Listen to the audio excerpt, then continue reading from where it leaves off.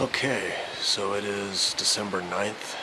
It's probably just before 7 in the morning here in Mission Viejo, California. And we're finally getting some decent winter weather. Long overdue rain. Nothing like last winter where we just got deluged. But rain's tapered off just in the past few minutes, been replaced by some high winds, as you can tell. But not too shabby. I'm digging it. I'm one of those freaks that love the rain.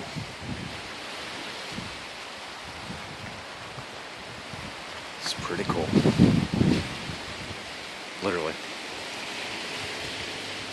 And the thing that's pissing me off is they're saying by this weekend here in California, it's supposed to be back up into the 80s when the storm blows out. That sucks. And Florida's in a similar position here. They've been enjoying some nice cool weather, and apparently they're going to start tacking up on the thermometer as well.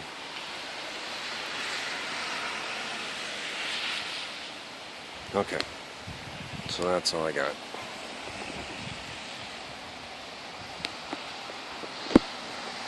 Got a conga line.